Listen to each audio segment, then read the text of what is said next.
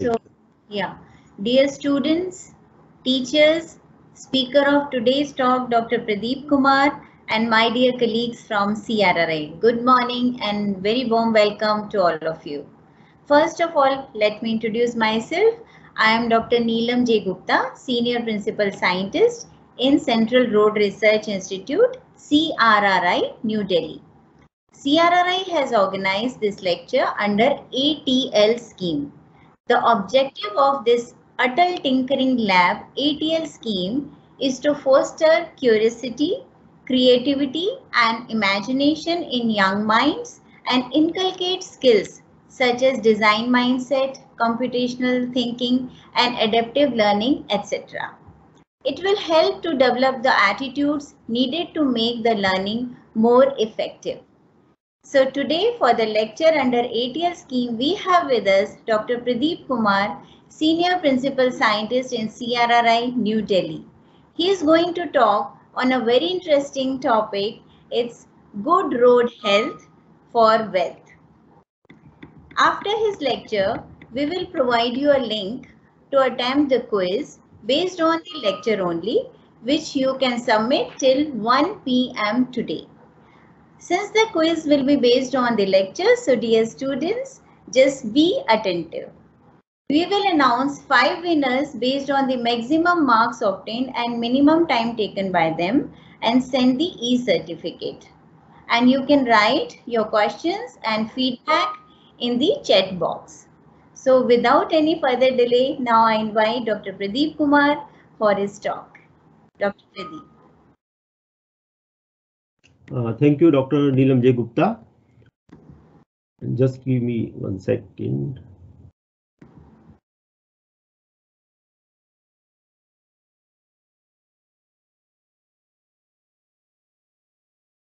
Okay, so my screen is visible to all of you?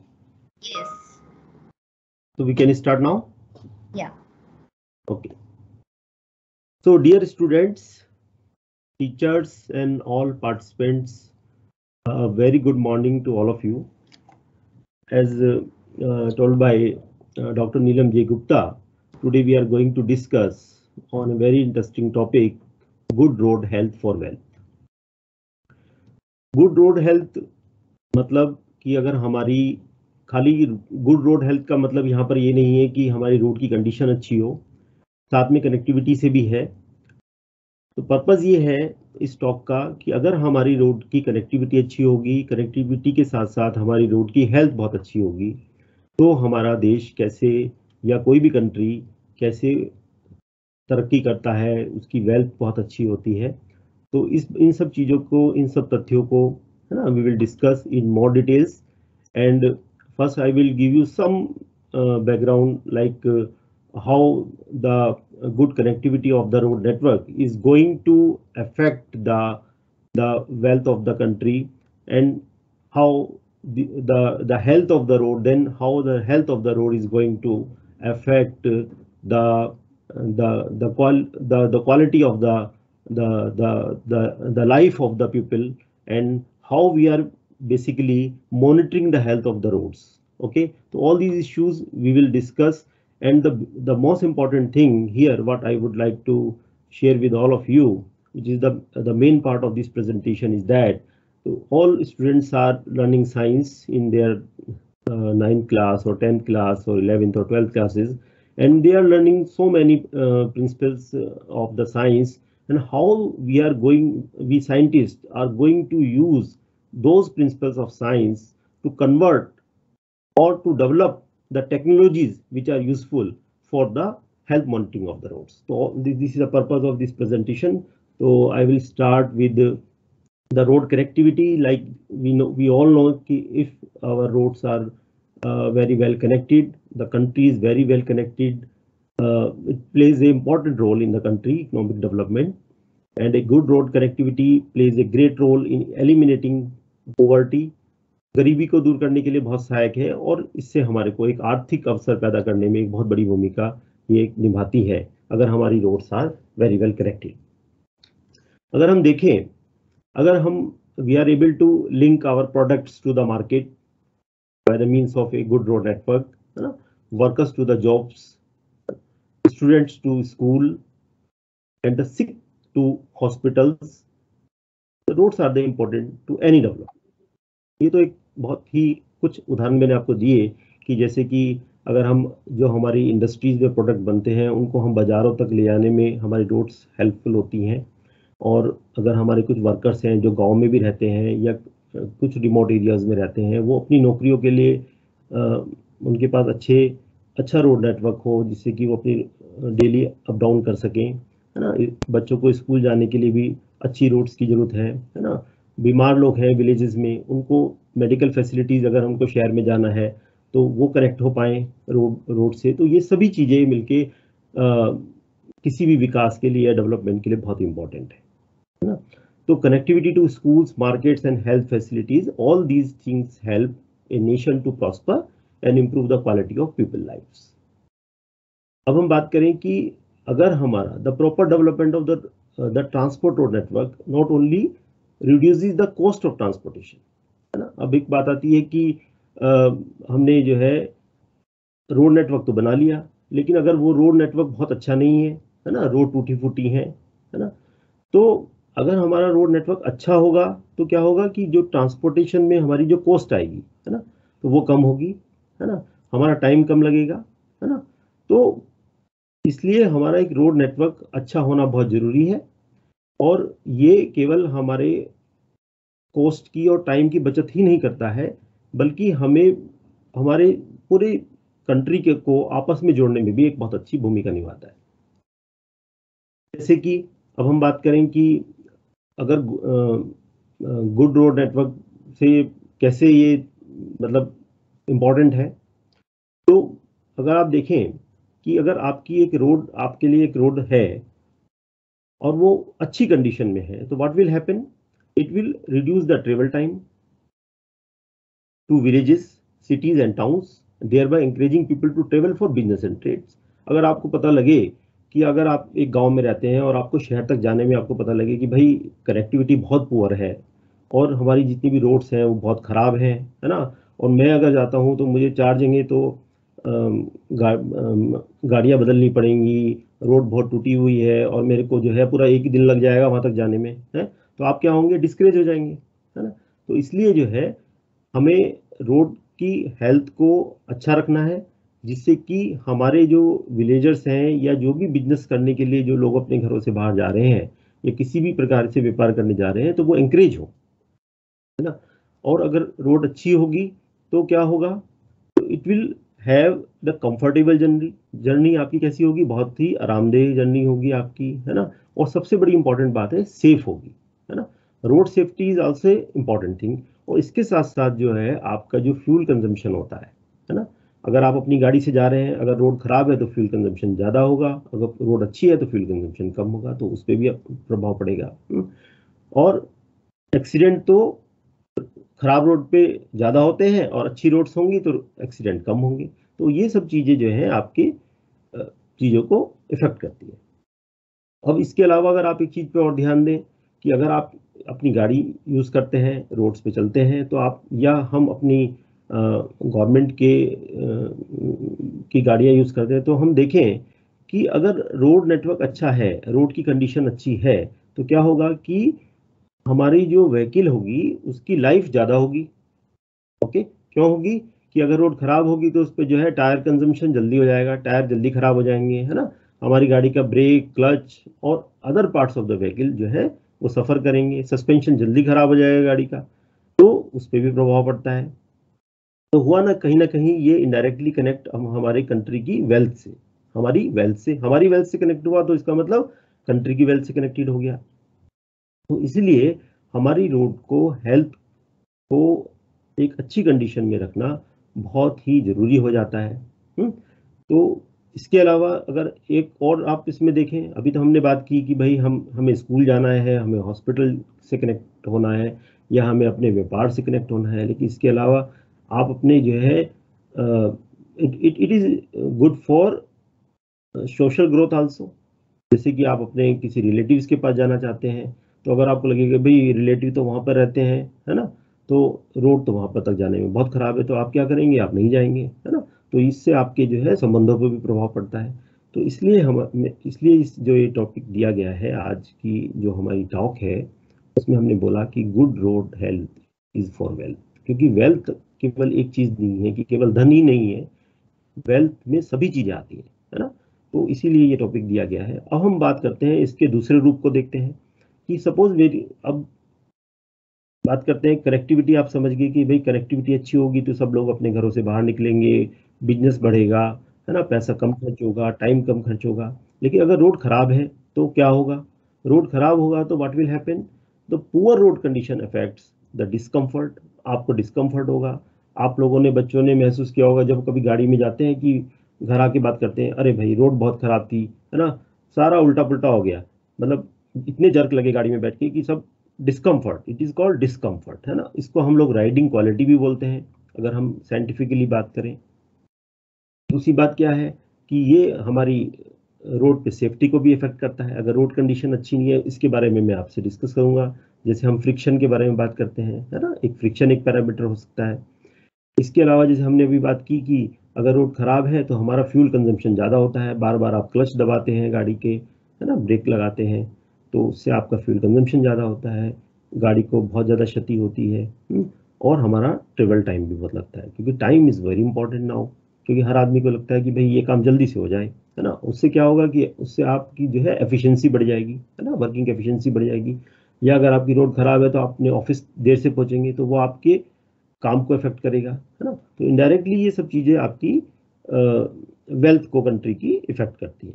तो अब धीरे धीरे हम लोग बढ़ रहे हैं कि अभी इस बारे में अगर हम बात करें, एक बहुत पहले जो यूएस के प्रेसिडेंट थे, जॉन एफ कैनेडी, है ना, उन्होंने एक बहुत बढ़िया कोट दिया था, और ये बिल्कुल सही है। क्या कहा था उन्होंने? उन्होंने कहा था कि American notes are not good because America is rich. मतलब ये है कि अमेरिका की रोड, हम कहते हैं ना अमेरिका की रोड बहुत अच्छी हैं, वो इसलिए अच्छी नहीं है कि अमेरिका एक बहुत रिच कंट्री है, लेकिन but America is rich because American roads are good. मतलब ये हुआ कि अमेरिका रिच इसलिए है क्योंकि पहले अमेरिका की रोड्स अच्छी बनी, है ना, अमेरिका में कनेक्टिविटी बनी, है ना। कनेक्टिविटी के बाद उनकी मेंटेनेंस, प्रॉपर मेंटेनेंस रही, उनकी हेल्थ अच्छे से मॉनिटर हुई, तो अमेरिका की जो रोड्स अच्छी थी, इसलिए अमेरिका रिच हुआ। तो ये एक बात बहुत अच्छा एक मैसेज है, और इसको हमें बहुत अच्छे से समझने की जरूरत है। तो मुझे लगता है कि बच्चों को ये बात अच्छे से समझ में आ गई होगी कि एक अच्छा रोड नेटवर्क पूरी कंट्री के लिए कितना मायने रखता है, कितना इम्पोर्टेंट है। और अगर हम एक और सिनेरियो देखें, हम इंडिया में इंडियन रोड्स जो हैं वो 59 लाख किलोमीटर का रोड नेटवर्क है। अगर आपने कभी गौर किया हो, 59 लाख किलोमीटर का नेटवर्क है, और हम इंटरनेशनल सिनेरियो देखें तो हम दूसरे नंबर पे आते हैं। तो इंडिया का रोड नेटवर्क इतना बड़ा है, और जिसमें 63% रोड्स जो हैं वो पक्की रोड्स हैं, 37% रोड्स जो हैं कुछ कच्ची रोड्स हैं। और अगर आप देखें, इन 59 लाख किलोमीटर में जो 70% रोड्स हैं वो रूरल रोड नेटवर्क है। तो उस हिसाब से रूरल रोड की कनेक्टिविटी और इम्पोर्टेंट हो जाती है, क्योंकि हमें, अगर हम कंट्री की एज ए होल ग्रोथ की बात करें, वेल्थ की बात करें, तो रूरल रोड्स को, विलेजेस को प्रॉपर्ली कनेक्ट करना बहुत जरूरी है, उनकी रोड की कंडीशन अच्छी हो वो भी बहुत जरूरी है। तो ये सब चीज़ें इस बात को इंडिकेट करती हैं कि जैसे कि अमेरिकन प्रेसिडेंट ने बहुत पहले कहा था कि अगर कोई कंट्री को आप चाहते हैं कि वो बहुत प्रॉपर डेवलप हो, तो सबसे पहले उसका एक रोड नेटवर्क जो है, एक मजबूत रोड नेटवर्क होना चाहिए, और उसकी कंडीशन बहुत अच्छी होनी चाहिए। ठीक है। तो अब हम देखते हैं कि अब हम रोड्स तो बनाते हैं, जैसे मैंने कहा कि हमने 59 लाख किलोमीटर का रोड नेटवर्क खड़ा कर दिया, और बहुत अच्छी बात है। लेकिन जब हम कोई चीज बनाते हैं तो समय के अनुसार, जैसे हमारी ट्रैफिक कंडीशंस होती हैं, वी हैव लोडिंग कंडीशंस, है ना। आपने देखा होगा कि हमारा जो सामान जाता है रोड से, लोडिंग कंडीशंस होती हैं, और एनवायरनमेंट है हमारा, कभी हमारी बारिश हो रही है, कभी बहुत सर्दी हो रही है, कभी बहुत गर्मी हो रही है। तो इन सब के इफेक्ट से धीरे धीरे जो है रोड्स जो है डिटेरियोरेट होनी शुरू हो जाती है। उसको आप कंट्रोल नहीं कर सकते, वो तो समय के अनुसार, जैसे आपने आज रोड बनाई, तो आपकी 4 साल के बाद, 5 साल के बाद, 10 साल के बाद आपकी रोड क्या होगी, धीरे धीरे डिटेरियोरेट होनी शुरू हो जाएगी, और एक समय के बाद वो फेल हो जाएगी। तो हमारे को क्या करना है कि हमें उसको मॉनिटर करना भी बहुत जरूरी है। लेकिन इसके अलावा कुछ हमारी जिम्मेदारी भी है। ये तो मैंने बताया कि भाई ट्रैफिक है, लोडिंग कंडीशंस हैं, और समय के अनुसार और एनवायरमेंटल कंडीशन से तो आपकी धीरे धीरे हो रही है, लेकिन कुछ और फैक्टर्स भी हैं जो हम कंट्रोल कर सकते हैं, जिससे कि हमारी रोड का जो डिट्यूशन की जो रेट है वो हम कम कर सकते हैं। वो जो मुख्य कारण जो हमें दिखाई देते हैं वो तो क्या है, इनएफेक्टिव रोड ड्रेनेज सिस्टम। आपने ड्रेनेज सिस्टम तो बनाया इंजीनियर्स ने, ये बात भी सही है कि कहीं पर ड्रेनेज सिस्टम नहीं भी है, लेकिन वो भी धीरे धीरे सुधार हो रहा है। लेकिन अगर जहां पर ड्रेनेज सिस्टम है, it lead to accumulation of water on the road surface in rainy season. क्या कहना चाहता हूं यहां पर मैं आपको कि अप्रभावी सड़क जल निकास व्यवस्था, मतलब इनइफेक्टिव रोड ड्रेनेज सिस्टम, वो कैसे हो जाता है। कई बार हम लोग ध्यान नहीं देते हैं, रोड पे हम कचरा फेंक देते हैं, है ना, पॉलिथीन्स और भी कई प्रकार का कचरा होता है जो हम रोड पे फेंकते रहते हैं। तो उससे क्या होता है, वो धीरे धीरे जो है हमारे ड्रेनेज सिस्टम को ब्लॉक कर देता है, और जब रेनी सीजन होता है तो हमारा जो वाटर है वो धीरे धीरे वो उससे निकास नहीं हो पाता है, ड्रेन आउट नहीं हो पाता है ना। तो उससे क्या होता है, रोड्स जो है बैडली डैमेज हो जाती है। आपने देखा होगा कि जब भी रेनी सीजन होता है तो कई बार हम देखते हैं वाटर लॉगिंग कंडीशन हो जाती है, और उसके बाद जो है रोड, वाटर लॉगिंग तो एक बात है, उसके बाद जब रेनी सीजन खत्म हो जाता है रोड की कंडीशन और खराब हो जाती है, क्योंकि पानी से रोड्स हमारी खराब हो जाती है। दूसरा एक इफेक्ट क्या है, आपने देखा होगा कि हमारे देश में जो कोई भी वाहन है, हमें पता है कि इस वाहन से कितना आप लोड कैरी कर सकते हैं, लेकिन हम ऐसा नहीं करते हैं। हम अपनी व्हीकल्स को क्या करते हैं, ओवरलोडेड करते हैं, और उस लोडेड व्हीकल्स की वजह से रोड जो है बहुत जल्दी से खराब होने लगती है। इस बात को हम और तरीके से आगे वाली स्लाइड्स में और डिस्कस करेंगे। तो ये कुछ कारण है कि जिसके कारण, कुछ तो नेचुरल कारण होते ही हैं, जैसे मैंने आपको बताया टाइम के अनुसार रोड डिटेरेट होती है, लेकिन ये कुछ जो है हमारे खुद के बनाए हुए कारण है जिसका हमको ध्यान देना चाहिए। अब रोड की हेल्थ की चेक्स के ऊपर हम बात करते हैं, जो कि इस प्रेजेंटेशन का एक मुख्य भाग है। जैसे आप देख रहे हैं कि लेफ्ट साइड में रोड है, बहुत अच्छी रोड्स आपको दिखाई दे रही है। जैसे मैंने बताया कि समय के अनुसार या और कारणों के कारण, जैसे ऊपर एक रोड देख रहे हैं आप, उसमें आप देख रहे हैं कि ये क्रैक्स डेवलप हो गए हैं, है ना। और इसी प्रकार से यहाँ पर एक सीमेंट कंक्रीट रोड है, ये तो आपकी जो बिटुमिन की रोड बोलते हैं हम, तारकोल वाली रोड जो बोलते हैं, है ना, तो वो रोड है, और ये एक हमारी सीमेंट कंक्रीट की रोड है। तो दोनों में आपको कुछ डिफेक्ट्स दिखाई दे रहे हैं, है ना। तो अब जैसे हम लोग की हेल्थ होती है, तो रोड की भी अपनी एक हेल्थ होती है। तो हम लोग को जब कुछ प्रॉब्लम होती है तो हम क्या करते हैं, हम डॉक्टर के पास जाते हैं। डॉक्टर साहब क्या करते हैं, डॉक्टर साहब कुछ टेस्ट लिखते हैं, कुछ ब्लड टेस्ट लिखते हैं, कई बार कहते हैं भाई अल्ट्रासाउंड भी कराना पड़ेगा, है ना, या कुछ और MRI भी कराना पड़ेगा। उसके बेसिस पे वो डायग्नोस करते हैं कि आपको क्या प्रॉब्लम हुई है, और उसके हिसाब से ट्रीटमेंट होता है। बिल्कुल सेम केस हमारे रोड नेटवर्क में भी होता है। तो हम लोग क्या करते हैं, रोड हेल्थ चेक्स करते हैं, और उस चेक से ये पता लगाते हैं कि जो रोड की ये कंडीशन हुई है उसका कारण क्या है। और उस कारण को फिर हम, जैसे हम मेडिसिन खाते हैं अपने शरीर के लिए, ऐसे ही हम रोड्स को ट्रीटमेंट देते हैं। कई बार हम इस पर एक नई सरफेस देते हैं, कई बार जो क्रैक्स होते हैं उनको सील करते हैं, कई बार पोर्ट होल्स होते हैं उनको फिल करते हैं। आपने देखा होगा, पैचेस देखे होंगे रोड्स पे, है ना। तो अप्रोप्रिएट एक्शन उस पर लिया जाता है। अब बात आती है कि साइंस हमारे को कैसे हेल्प करती है। अब रोड की हेल्थ मॉनिटरिंग ऐसे नहीं होती कि हम गए और हमने देखा कि भाई ये तो क्रैक हो गया और उस पर हमने डिसीजन ले लिया, क्योंकि जैसे मैंने बताया कि हमारे पास तो 59 लाख किलोमीटर के रोड नेटवर्क है। अब इतना बड़ा रोड नेटवर्क का अगर हम रोज चेक करने लगे तो कितना समय, कितनी मैन पावर कहाँ से लाएंगे, है ना। और उसमें जो मेजरमेंट्स होंगे मैनुअली लेंगे तो सब्जेक्टिविटी होगी, है ना। मतलब किसी हम एक्स आदमी को भेजेंगे तो वो कुछ मेजरमेंट लेके आ रहे हैं विजुअल अपने, और कोई दूसरे को लेके जा रहे हैं तो कुछ और मेजरमेंट्स ला रहे हैं। तो हम इसके लिए हेल्थ मॉनिटरिंग के लिए टेक्नोलॉजी का सहायता लेते हैं, है ना। Technology is very useful for us. तो टेक्नोलॉजी कहाँ से डेवलप हुई, साइंस के प्रिंसिपल्स से। वो साइंस के प्रिंसिपल कौन से प्रिंसिपल्स हैं, जो कि हमारे साइंटिस्टों ने डेवलप किए, बहुत पहले खोज हुई जिनकी, जैसे, और वो आप लोग पढ़ते हैं सब साइंसेज में। तो मेरा पर्पस यही है आपको ये बताने का कि जो आप साइंस में पढ़ते हैं, जैसे आप फ्रिक्शन को पढ़ते हैं, आप इलेक्ट्रोमैग्नेटिक वेव्स को पढ़ते हैं, आप लेजर टेक्निक्स को पढ़ते हैं, है ना, आप पीजो इलेक्ट्रिक मटेरियल के बारे में पढ़ते हैं। तो बहुत सारी ऐसी साइंस के प्रिंसिपल्स हैं, सिद्धांत हैं, जो कि हमें टेक्नोलॉजी को डेवलप करने में हेल्पफुल होते हैं। और इन्हीं सिद्धांतों के बारे में हम कुछ चर्चा करेंगे आपके साथ, जिससे कि आपको थोड़ा सा एक इसके बारे में आइडिया मिलेगा कि भाई हम ये चीज़ें जो पढ़ते हैं इसको कैसे टेक्नोलॉजी में यूज़ करके रोड की हेल्थ मॉनिटरिंग के लिए साइंटिस्ट लोग यूज़ करते हैं। ऐसा नहीं है कि ये जो प्रिंसिपल्स हैं केवल रोड हेल्थ मॉनिटरिंग के लिए इम्पोर्टेंट है, बट मैं क्योंकि रोड रिसर्च इंस्टीट्यूट से आता हूँ तो मेरा फोकस अभी रोड हेल्थ मॉनिटरिंग पे ही रहेगा। तो एक हम बात करेंगे फ्रिक्शन के बारे में, जिसको हम हिंदी में घर्षण भी बोलते हैं। लेज़र टेक्नोलॉजी आपने सुनी होगी। लेज़र तो आजकल छोटे छोटे बच्चे, आपने देखा होगा कि छोटी छोटी टॉर्च भी आती हैं, उसको यूज़ करते रहते हैं, खेलते रहते हैं। बट ये भी एक बहुत इंपॉर्टेंट टेक्नोलॉजी है जिसके बारे में हम बात करेंगे। इलेक्ट्रोमैग्नेटिक वेव्स के बारे में आप जानते हैं, पीजो इलेक्ट्रिक मटेरियल के बारे में आप जानते हैं, और ग्लोबल पोजिशनिंग सिस्टम जो कि आपके इवन मोबाइल फ़ोन में भी आजकल है। जैसे आप गूगल मैप यूज़ करते हैं कहीं एक्स लोकेशन से वाई लोकेशन पे जाने के लिए, तो उसको हम रोड्स की हेल्थ मॉनिटरिंग के लिए या रोड इंफॉर्मेशन सिस्टम डेवलप करने के लिए कैसे यूज़ करते हैं, हम इसके बारे में बात करेंगे।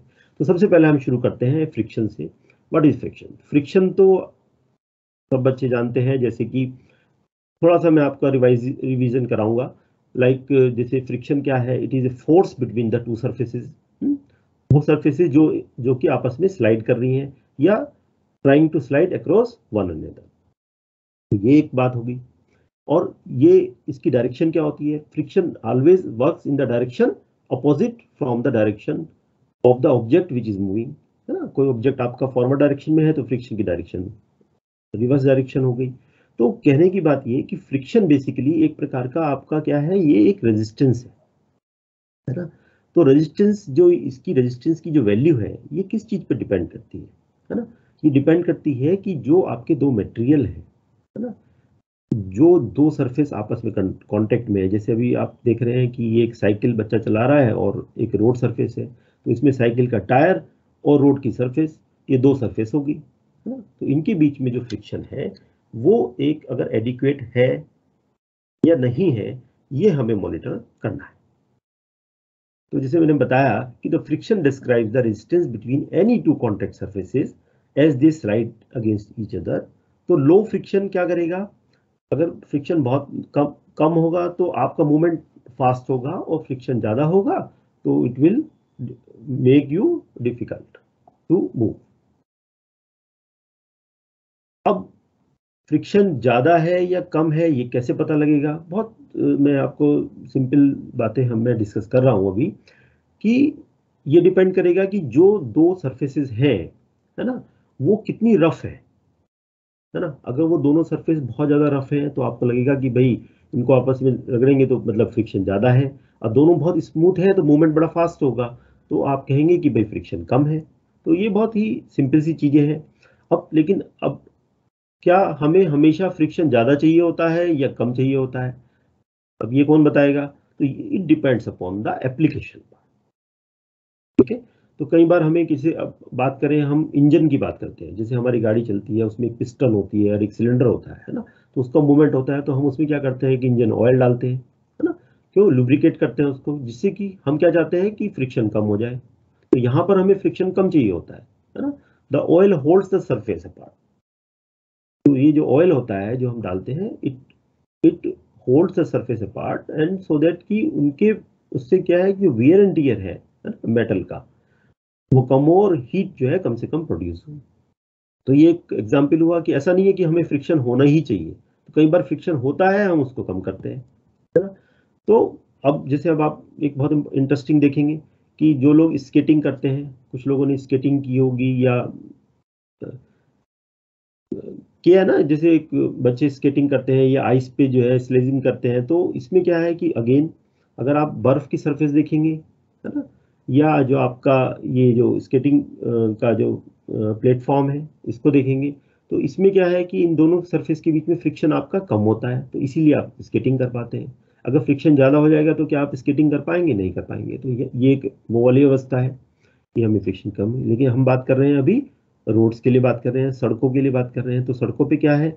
सड़कों पे हमें फ्रिक्शन हमारे लिए इम्पोर्टेंट है। हमें यहाँ पे फ्रिक्शन कम नहीं करना है। अगर हमारे गाड़ी के जो टायर्स हैं और हमारी रोड की सरफेस है, इन दोनों के बीच में हमारे को एक सिग्निफिकेंट फ्रिक्शन की आवश्यकता है। और अदरवाइज क्या होगा कि अगर हम जैसी ब्रेक अप्लाई करेंगे और हमारी गाड़ी स्किड कर जाएगी। तो यहाँ पर हमारे लिए, या फिर हम जैसे चलते हैं तो हमारे शूज़ हैं, शूज़ के नीचे जो सोल होता है और रोड की सरफेस होती है, तो उसके बीच में हमें एडिक्वेट फ्रिक्शन की ज़रूरत होती है।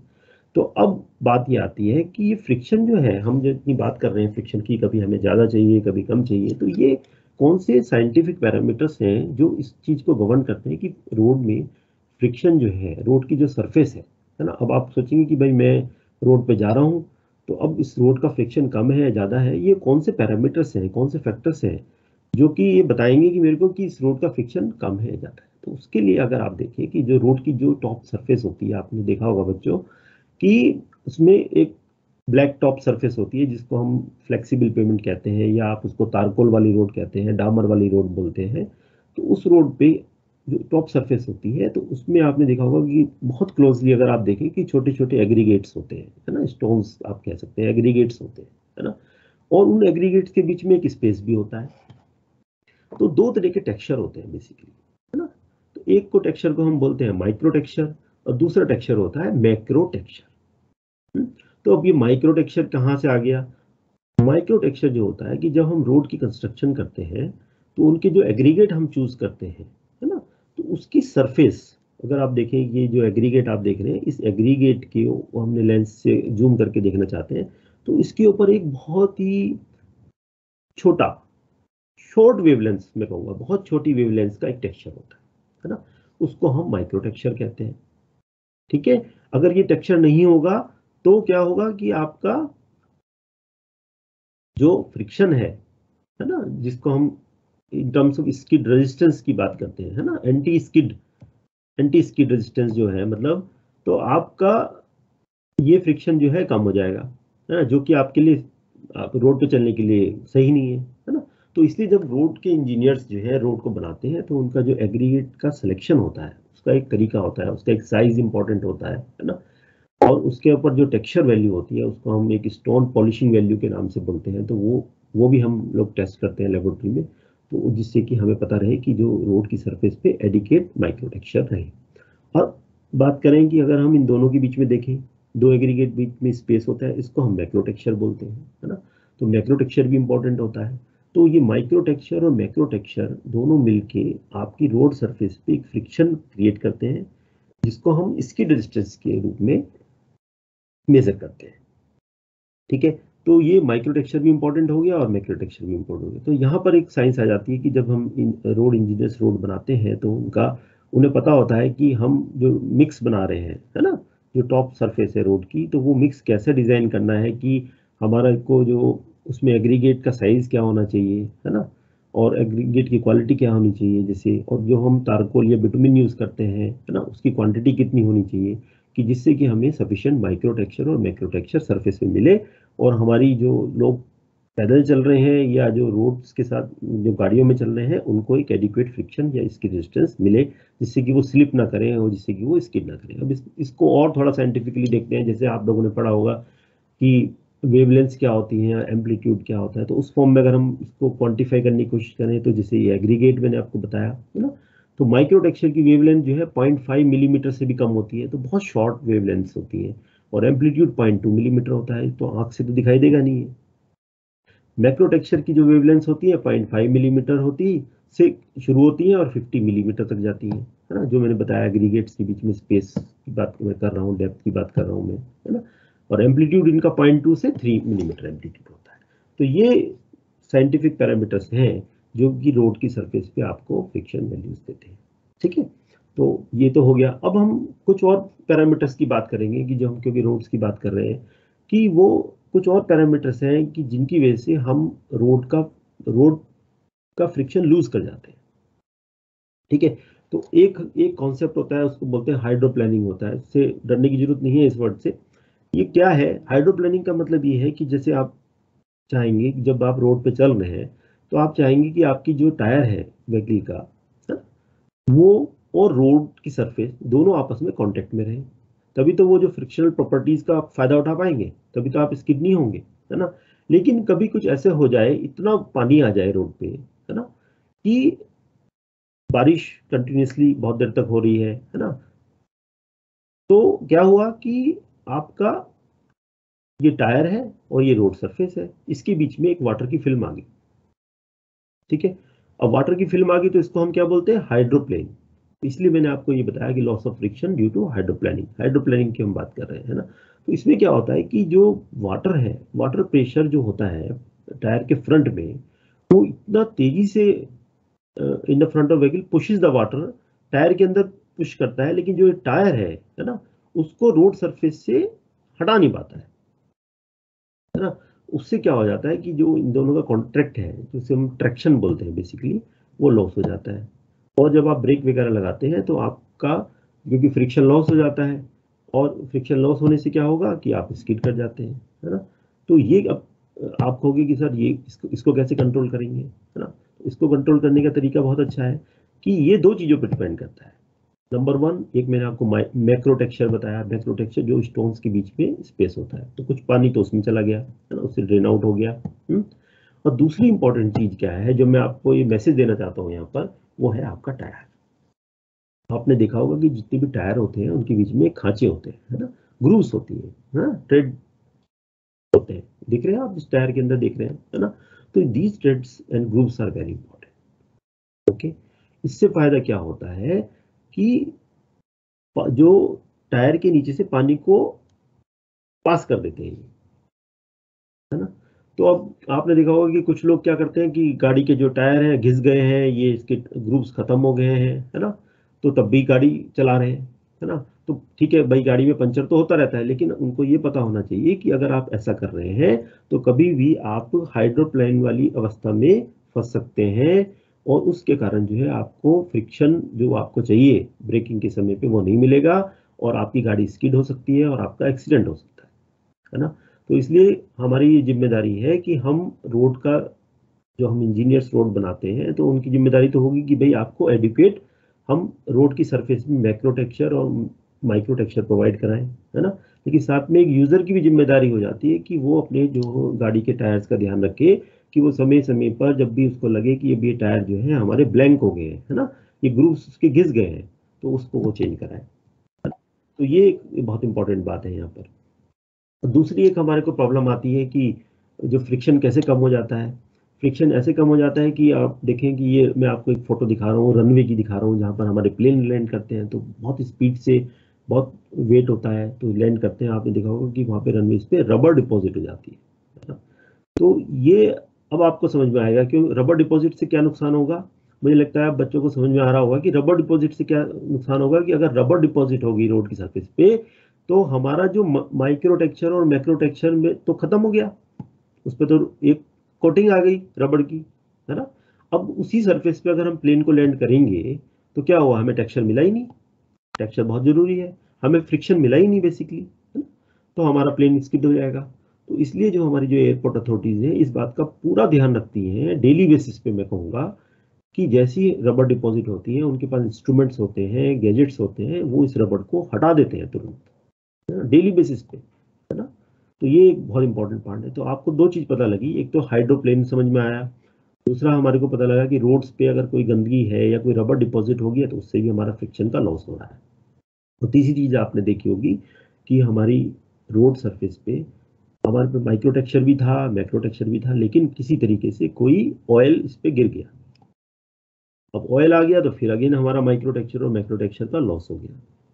अब इस पे अगर आप मोटरसाइकिल चला रहे हैं या कार चला रहे हैं और यहाँ पर आप ब्रेक लगाते हैं तो आपको डेफिनेटली आप यू विल स्किड, है ना। तो इन सब चीज़ों का हमें ध्यान रखना है कि कैसे हम इन चीज़ों को अवॉइड कर सकते हैं। और अब आपको शायद समझ में आ गया होगा कि कौन सी चीज़ें हैं जो रोड व्हीकल का टायर और रोड सरफेस पे एक एडिक्वेट फ्रिक्शन रहे, उन सब चीज़ों के लिए एडिक्वेट होते हैं। तो अब बात करते हैं कि भाई तो फ्रिक्शन, अब आपको समझ में आया होगा कि फ्रिक्शन हम क्यों पढ़ते हैं, है ना। साइंस में फ्रिक्शन का क्या एडवांटेज है।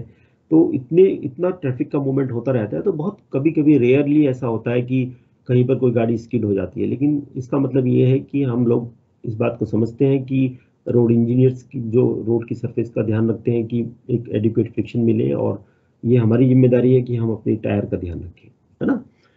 अब कुछ चीज़ें ऐसी हैं कि जैसे हम गाड़ी में ब्रेक लगाते हैं तो क्या होता है ना। जैसे आपने ब्रेक लगाया तो ये एक मैकेनिज्म है, ये आपको थोड़ा सा आइडिया होना चाहिए, है ना। तो ये आप जब when you push down on the brake pedal in your car, the brake will press against the moving wheel, होगा ना।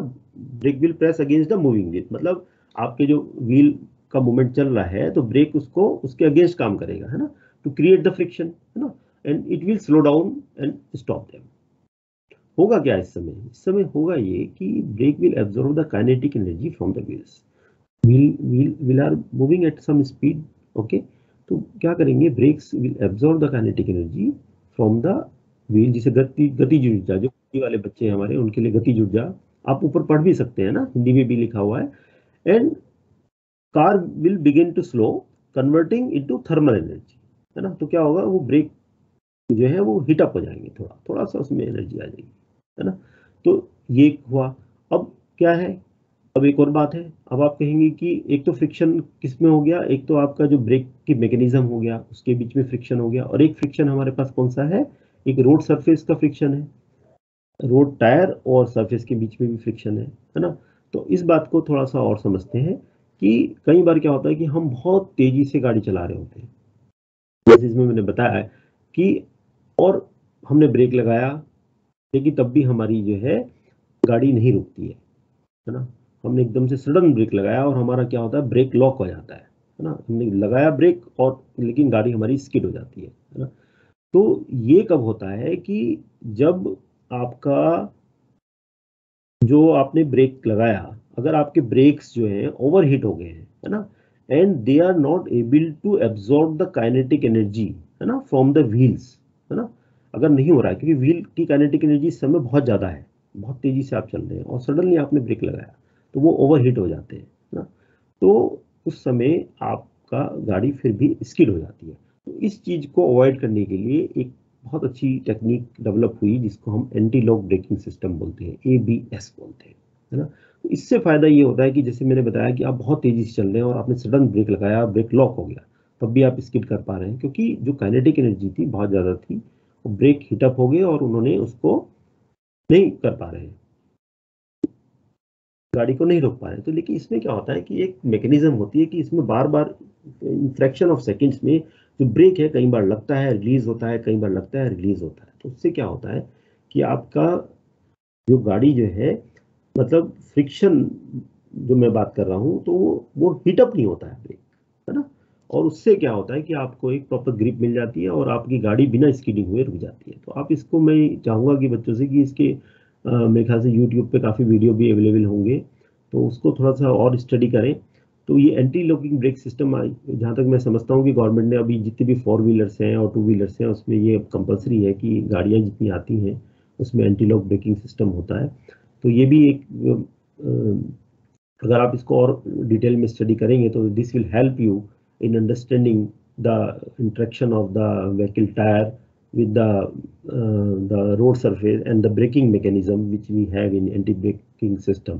तो ये तो हो गया, मैंने आपको बहुत सारी चीज़ें कुछ टच करने की कोशिश की जिससे कि आपका थोड़ा सा माइंड खुले और आप सोचें कि अच्छा फ्रिक्शन तो हो गया एक बात, लेकिन थोड़ा और हम आगे बढ़ें, कुछ और हम इस चीज़ को पढ़ने की कोशिश करें, समझने की कोशिश करें, है ना। तो अब बात आती है कि भाई साइंटिस्ट ने रोड पे जो है फ्रिक्शन बन तो गई है रोड, अब उसको चेक भी करना है, हम बात कर रहे हैं हेल्थ मॉनिटरिंग की, है ना। तो ये कैसे चेक करेंगे कि भाई फ्रिक्शन एडिक्वेट है कि नहीं है ना। तो हमारे पास बहुत सारे इंस्ट्रूमेंट है, एक इंस्ट्रूमेंट है हमारे पास, इसको हम बोलते हैं पोर्टेबल स्किड रेजिस्टेंस टेस्टर बोलते हैं, है ना। इसमें हम क्या करते हैं कि हमारे पास एक ये पेंडुलम टाइप का इंस्ट्रूमेंट होता है, ये पेंडुलम आर्म है, यहाँ पर एक जो टायर होता है ना उसकी एक रबड़ की तरह यहाँ पर एक ये लगा रहता है, ठीक है। तो ये टायर इसको हम रिलीज करते हैं तो ये पेंडुलम की तरह रोड सरफेस पे टच करता हुआ निकल जाता है और हमें यहाँ पर एक रीडिंग मिल जाती है ना। तो कितना हमारा यहाँ पर फ्रिक्शन है, तो उस फ्रिक्शन से हमें पता लग जाता है कि भाई हमारा जो है इस पे जो है जो हमें फ्रिक्शन मिल रहा है वो एडिक्वेट है कि नहीं है, इसकी रेजिस्टेंस हमारा एडिक्वेट है कि नहीं है। तो ये मशीन ये है, ये तो होगी थी स्टैटिक मशीन हो गई, है ना। तो इसमें हमने क्या करते हैं कि जो एग्रीगेट्स हम रोड में यूज करने वाले होते हैं उसका एक सैंपल बनाते हैं और उसको इस मशीन से चेक कर लेते हैं। एक तरीका तो ये हो गया, और कुछ हमारे पे फास्ट हाई स्पीड मशीन्स हैं, है ना, जिसको हम कंटिन्यूस फ्रिक्शन मेजरिंग इक्विपमेंट बोलते हैं। अब एक और बात आती है, फ्रिक्शन बहुत इंपॉर्टेंट है। तो फ्रिक्शन जब हम मेजर करते हैं तो हम ये ध्यान रखते हैं कि हम रोड का फ्रिक्शन जो है ना वर्स्ट कंडीशन में मेजर करते हैं। वर्स्ट कंडीशन क्या हो सकती है, किसी रोड की अगर हमें फ्रिक्शन मेजर करना है, हम उस रोड का फ्रिक्शन नहीं मेजर करते कि जहाँ पर सारी कंडीशंस बहुत अच्छी हो, कि जैसे हमारी ये मशीन है, इसमें हम टायर से ही फ्रिक्शन मेजर कर रहे हैं, लेकिन टायर की कंडीशन बहुत अच्छी नहीं लेते हम लोग। हम एक ऐसा टायर लेते हैं जो ब्लैंक है। हम ये मान के चलते हैं कि कोई आदमी ब्लैंक टायर लेके जा रहा है ना, बिल्कुल ब्लैंक, जिसमें कोई ग्रूव्स नहीं है ना।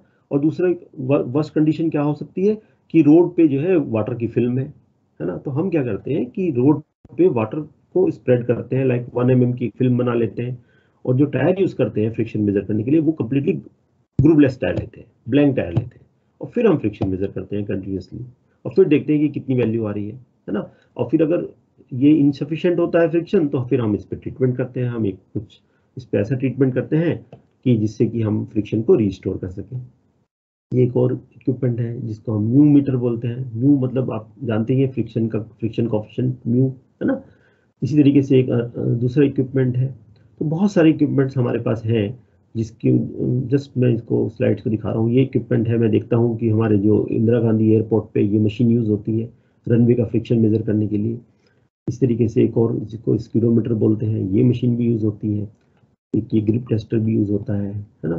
तो so many equipments are there. तो साइंटिस्ट ने क्या किया कि ये देखने के लिए कि माइक्रो टेक्सचर और मैक्रो टेक्सचर, जो कि विच इज मतलब इसकी distance which is a function of micro texture and macro texture, उसको एडिक्वेट है कि नहीं है, उसको देखने के लिए मशीन्स डेवलप कर ली है, टेक्नोलॉजी डेवलप कर ली है, और इससे हम रोड की हेल्थ मॉनिटर करते रहते हैं फ्रिक्शन के बारे में। तो ये तो हो गया फ्रिक्शन के बारे में। अब हम बात करते हैं लेजर के बारे में। लेजर लेजर मुझे तो लगता है कि कोई बच्चा ऐसा, बहुत कम बच्चे ऐसे होंगे जिन्होंने लेजर को नहीं देखा होगा, या लेजर के जो छोटे छोटे टॉयज आते हैं उनको यूज नहीं किया होगा, है ना। तो सेम टेक्नोलॉजी को हम यूज करते हैं अपनी रोड हेल्थ मॉनिटरिंग के लिए, और इसके जो एप्लीकेशंस हैं बहुत ज़्यादा है ना। अगर आप देखें कि जो लेज़र है, इसको जो डेवलप किया गया था 1958 में बनाया गया था, है ना। और जो पहला लेज़र बनाया गया था वो 1960 में बना था, और इसके बनने के बाद ज़्यादा कुछ लोगों को समझ में नहीं आया कि इस टेक्निक को हम कैसे यूज़ करें।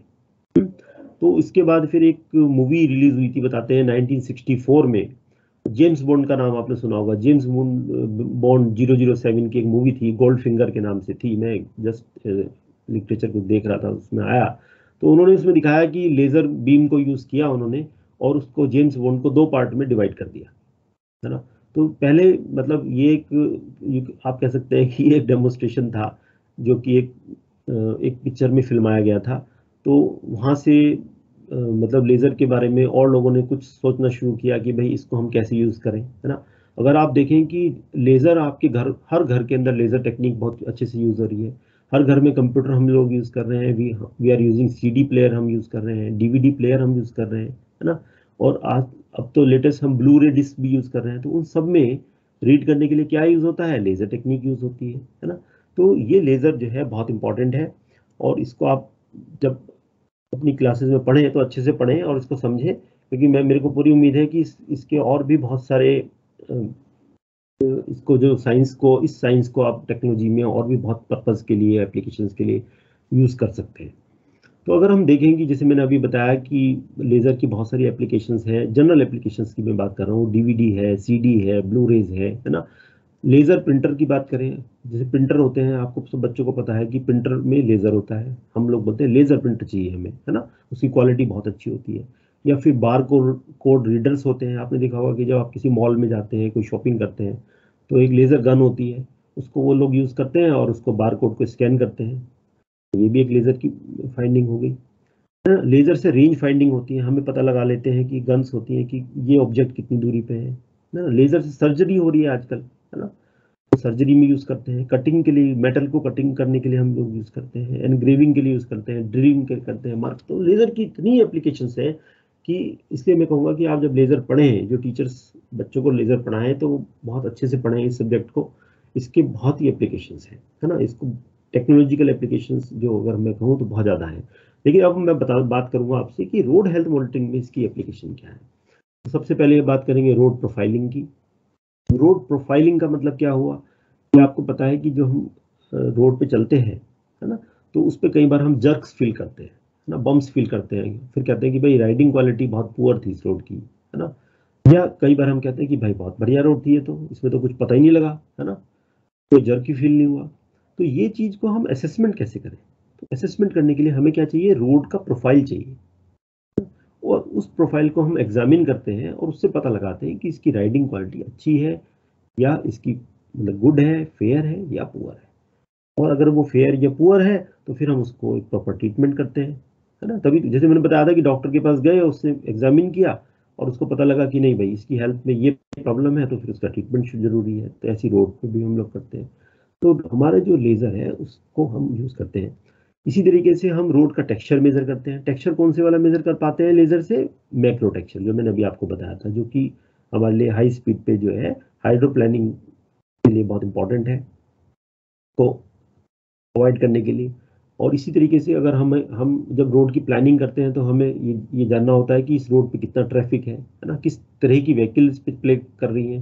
तो उसके लिए हमारे पास हमें चाहिए ऑटोमेटिक व्हीकल काउंटिंग कम क्लासीफायर चाहिए, कि हमें कुछ ऐसे टेक्नोलॉजी चाहिए जो हमें ऑटोमेटिकली बता दे कि भाई कितनी व्हीकल जा रही हैं और वो किस तरह की जा रही हैं। क्या वो कितनी बसें हैं, कितने ट्रक हैं, कितने मिनी ट्रक हैं, है ना, या कितने मल्टी एक्सल ट्रक हैं। तो हमें ये पता लग जाए तो हमें प्लानिंग करने में कि ये रोड कितनी मजबूत बनाने की जरूरत है ना।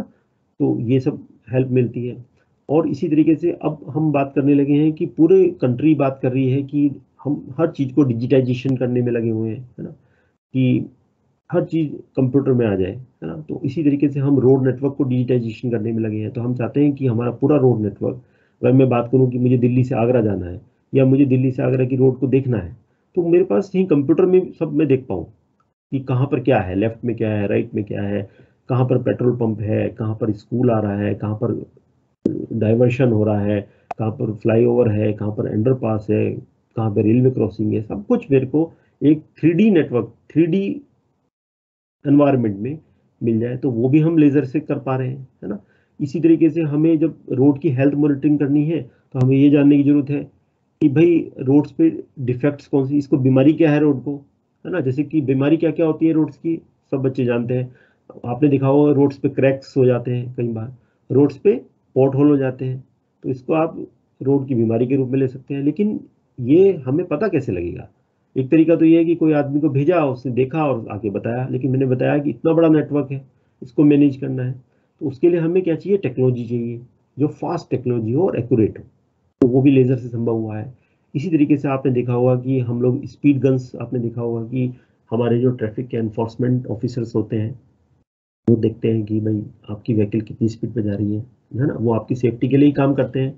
तो लेकिन हम उसके लिए रडार टेक्नोलॉजी यूज़ करते थे, लेकिन अब हमारे पास लेज़र टेक्नोलॉजी भी उसके लिए है। तो ये सब चीज़ें मैं आपको बहुत क्विकली बताने की कोशिश करूँगा कि जैसे आप देख रहे हैं कि एक सर्वे व्हीकल है, इसमें एक सामने एक बीम लगा हुआ है, इसको हम बोलते हैं लेज़र प्रोफाइलोमीटर बोलते हैं। इसमें लेज़र सेंसर्स लगे रहते हैं जो कि रोड का प्रोफाइल मेजर करते हैं। रोड का प्रोफाइल मेजर करने से हमें ये पता लगता है कि इसकी राइडिंग क्वालिटी अच्छी है या खराब है। तो ये जैसे आपने देखा कि यहाँ पर लेजर सेंसर लगा हुआ है, ये रोड की सरफेस है और ये लेजर सेंसर से बीम आता रहता है ऐसे, और हमें रिफ्लेक्शन के बाद हमें ये हाइट पता लगती रहती है। और इस हाइट हर 25 मिलीमीटर के इंटरवल पे हमें पता लगती रहती है। और उसके बाद हम एक रोड का प्रोफाइल जनरेट कर लेते हैं और उसको एग्जामिन करके, जैसे हमारे होता है ना हार्ट में ईसीजी करते हैं डॉक्टर्स, उसी तरीके से बिल्कुल ईसीजी जैसा पैटर्न हमें रोड का आ जाता है और हमें पता लग जाता है कि भाई ये रोड यहाँ पर डिफेक्टिव है, यहाँ पर जर्क आ रहा है, तो उसको हम जाके रिपेयर करा देते हैं, है ना। तो ये एडवांटेज हुआ। इसी तरीके से हमारे पास दूसरी टेक्नोलॉजी है, ये भी लेजर सेंसर्स हैं। इनसे हम रोड का क्रॉस प्रोफाइल मेजर करते हैं, है ना। जो पहले वाला बताया था तो वो तो इस डायरेक्शन में मेजर कर रहा था, है ना, राइडिंग क्वालिटी के लिए। ये हमारा क्रॉस प्रोफाइल मेजर कर लेता है, तो इससे भी हमें रोड का प्रोफाइल पता लग जाता है और जो भी कोई डिफेक्ट्स होता है तो हम उसको मेजर कर लेते हैं। तो जैसे आप देख रहे हैं कि ये लेजर बीम आया, ये ऑरेंज कलर में, और ये रोड का प्रोफाइल था, इससे रिफ्लेक्ट होके ये इंफ्रारेड सेंसर्स ने उसको कैप्चर कर लिया, रोड का प्रोफाइल आ गया। कहीं पर कोई डिप्रेशन है तो हमने उसको मेजर कर लिया, जिससे कि कोई एक्सीडेंट ना हो और रोड की हेल्थ अच्छी बनी रहे। इसी तरीके से हमारे पे लीडार टेक्नोलॉजी है। Lidar is known as light detection and ranging, है ना। ये भी लेजर बेस्ड टेक्नोलॉजी है। इसमें क्या होता है कि बहुत सारे लेजर के बीम के हैं, आप लाइट की पल्सेस जो होती हैं वो पूरे एनवायरनमेंट में फैल जाती हैं और फिर वो ऑब्जेक्ट से रिफ्लेक्ट होती हैं और वापस रिसीवर में उनको हम रिसीव कर लेते हैं और टाइम ऑफ फ्लाइट को हम मेजर करते हैं। क्योंकि हमें वेलोसिटी पता होती है तो हमें डिस्टेंस पता लग जाती है और उससे हम जो है उसका एक 3D प्रोफाइल बना लेते हैं, जैसे आप देख रहे हैं यहाँ पे। तो ये भी एक लेज़र का हमने एप्लीकेशन आपको बताया कि 3D mapping of road assets. तो ये देखिए एक एरिया था, हमने उसमें इस टेक्नोलॉजी को यूज़ किया तो उससे पूरा हमें उस एरिया का एक पूरा प्रोफाइल मिल गया। और ये प्रोफाइल ऐसा नहीं है कि आप खाली इसकी पिक्चर देख पा रहे हैं। पिक्चर का मतलब है कि अगर आप किसी भी पॉइंट पे क्लिक करेंगे तो उस पॉइंट के आपको एक्स कोऑर्डिनेट, वाई कोऑर्डिनेट और जेड कोऑर्डिनेट सब मिल जाएंगे, है ना। आप चाहते हैं कि इस बिल्डिंग की हाइट मेजर करना चाहता हूँ मैं, ये विड्थ मेजर करना चाहता हूँ, वो आप कर पाएंगे, जैसे आप ये देख रहे हैं, है ना। ये भी प्लानिंग के लिए हम यूज कर रहे हैं, ये भी हमने लिडार से मेजर किया अब, है ना। तो ये आप ट्री तक आप देख पा रहे हैं इसके अंदर ना, इस टेक्निक से। तो ये पूरी एक मैपिंग है, दिस इज कॉल्ड है 3D मैपिंग। अब आपके पास ये पूरा एनवायरनमेंट का पूरा मैप आ गया। अब आप इसमें कोई मेजरमेंट करना चाहते हैं, है ना, तो कुछ भी प्लानिंग के लिए आप करना चाहते हैं, मैनेजमेंट करना चाहते हैं, वो आप कर सकते हैं, है ना। जैसे इसमें आप देखिए एक और हमने ये देखिए ट्रांसमिशन लाइन तक इसमें हम कर पा रहे हैं, है ना। अब इस ट्रांसमिशन लाइन की ये हाइट मेजर कर रहे हैं फ्रॉम द ग्राउंड, है ना। देख रहे हैं ना, ये हाइट मेजर कर रहे हैं, क्योंकि ये सब पॉसिबल कैसे हुआ, लेजर टेक्निक से, लिडार टेक्निक से पॉसिबल हुआ। इसी तरीके से हम पूरे एक एरिया का टोपोग्राफिक सर्वे करते हैं, जिससे इसी सेंसर को, लिडार सेंसर को हम हेलीकॉप्टर में लगा लेते हैं और हेलीकॉप्टर जब रन करता है तो उस पूरे एरिया की एक मैप तैयार हो जाता है, जो कि वेरियस प्लानिंग पर्पज के लिए यूज करते हैं। ये लिडार टेक्नोलॉजी कई तरह से, जैसे मैंने बताया कि सेंसर्स लिडार को हम हेलीकॉप्टर में भी लगा सकते हैं, है ना, या फिर हम किसी ट्राइपॉड पे लगा के उस एरिया का सर्वे कर सकते हैं, या फिर हम एक मूविंग व्हीकल में इसको लगा के, मोबाइल व्हीकल में, तब हम सर्वे कर सकते हैं। तो इसी तरीके से मैंने जैसे अभी आपको बताया कि रोड के डिफेक्ट्स होते हैं, क्रैक कितना है हमें पता होना चाहिए कि लोकेशन क्या है क्रैक की, तो उसके लिए हमारे पास टेक्निक है, देखिए आप, है ना। गाड़ी के पीछे हमने लेजर सेंसर्स लगाए, लेजर स्कैनर्स हैं बेसिकली। इन्होंने पूरी रोड को सरफेस पे स्कैन किया और हमारे को ये इमेज आ गई, है ना। और ये इमेज खाली फोटो नहीं है, इसको आप मेजर भी कर सकते हैं। ये आपको ये बता देगा कि आपकी ये रोड है, कि भाई आपकी ये 10 किलोमीटर की रोड है और इसमें किस किस लोकेशन पे आपके पोर्ट होल्स हैं, गड्ढे हैं, उनका साइज क्या है, उनकी डेप्थ कितनी है ना, और कहाँ पे क्रैक्स हैं। तो ये सारी इंफॉर्मेशन क्या बात है, रिलेटेड टू हेल्थ है। जैसे हम ईसीजी कराते हैं, अल्ट्रासाउंड कराते हैं, या अपना ब्लड टेस्ट कराते हैं, तो ये वही हो रहा है, ये रोड्स के लिए हो रहा है ना। और उसके लिए हम आपके साइंस के प्रिंसिपल यूज कर रहे हैं और लेजर टेक्नोलॉजी यूज कर रहे हैं। तो ये कंप्लीट रोड का सर्वे इक्विपमेंट है ना। इसके अंदर जो है आगे हमारे लेजर सेंसर लगे हुए हैं, जिसमें राइडिंग क्वालिटी के बताया, पीछे जो है क्रैक मेजर करने के लिए लगे हुए हैं। तो इस तरह की टेक्नोलॉजीज अब विकसित हो चुकी हैं और पूरी कंट्री का, इस समय अगर मैं इंडिया की बात करूं खासतौर से, तो इंडिया इसमें काफ़ी लीड ले रहा है। और इंडिया की जितनी भी रोड्स हैं, इस सब सोफिस्टिकेटेड टेक्नोलॉजी से सर्वे हो रही हैं और रोड की हेल्थ जिससे कि अच्छे से अच्छी रहे। तो एक और एप्लीकेशन मैंने आपको बताई थी कि हमें ये जानना होता है प्लानिंग करने के लिए कि इस रोड पे कितना ट्रैफिक जा रहा है और किस तरह का ट्रैफिक जा रहा है। तो हमारे पास जो है ये इंफ्रारेड सेंसर बेस्ड, ये एक, आप इस साइड में लेफ्ट में आप देखें तो इसको हम ट्रांसमीटर बोलते हैं, ये रिसीवर बोलते हैं, है ना। तो ये हम क्या करते हैं कि जो से रोड है ना, अब हमें ये देखना है कि इस पे ट्रैफिक को काउंट करना है ना, और उनको क्लासीफाई करना है। तो ये हम एक साइड ये लगा देते हैं, एक साइड ये लगा देते हैं। तो कोई भी गाड़ी ऐसे जाती है, इधर से गई, है ना, और उधर से आई, इधर से गाड़ी आई एक और इधर से गाड़ी गई, तो ये बीम कट ऑफ हो जाता है ना। तो इसकी एक मैकेनिज्म डेवलप की है और उससे हमें ये पता लग जाता है कि ये जो व्हीकल है ना, इसका साइज क्या है और उसका काउंट क्या है। तो अगेन लेजर ने हमें ऑटोमेटिकली ये बता दिया, हमें कहीं पे किसी आदमी को बिठाने की जरूरत नहीं कि भाई आप बैठ के काउंट करो कि भाई कौन कौन सी गाड़ियां गई हैं, उनको टोटल 1 घंटे में कितनी गाड़ी गई है, कोई जरूरत ही नहीं है ना। तो ये अगेन एक लेजर टेक्निक की एक और एप्लीकेशन में आपको बताई, इसको हम बोलते हैं ऑटोमेटिक व्हीकल काउंटिंग कम क्लासीफायर। जैसे देखो एक सेंसर हमने यहाँ लगा दिया है ना, इस साइड में एक सेंसर हम इधर लगा लेते हैं, तो ये दोनों सेंसर के बीच में जो भी गाड़ी आएगी वो उसका क्लासिफिकेशन भी हो जाएगा और काउंटिंग भी हो जाएगी। इसी तरीके से आपने सुना होगा, बच्चे बहुत खेलते हैं, ड्रोन से खेलते हैं, है ना। इसको हम यूएवी बोलते हैं। यूएवी का मतलब होता है अनमैन्ड एरियल व्हीकल, जिसमें कोई, मतलब एक फ्लाइट है ये, इसमें कोई आदमी नहीं चला रहा है इसको, इसलिए अनमैन्ड है। तो अब इसमें क्या करते हैं कि जो भी सेंसर हमें यूज करना है, जैसे हमें लिडार सेंसर यूज करना है सपोज, है ना, या हमें कोई फोटोग्राफी करनी है, कैमरा यूज करना है, तो उसको हम इसके अंदर फिट कर देते हैं। और उस एरिया का जहां पर हम नहीं जा सकते, जैसे आप देख रहे हैं कि ब्रिज का सर्वे करना है, अब इस लोकेशन पे हमें सर्वे करना है तो यहाँ पे कैसे जाएंगे, बहुत मुश्किल है ना, नीचे पानी भी है।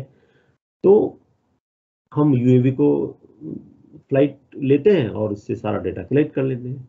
तो ये एक और एप्लीकेशन होगी। तो इसी तरीके से जैसे आपने देखा होगा कि हमारे जो ट्रैफिक इंजीनियर्स होते हैं वो स्पीड गन्स यूज करते हैं।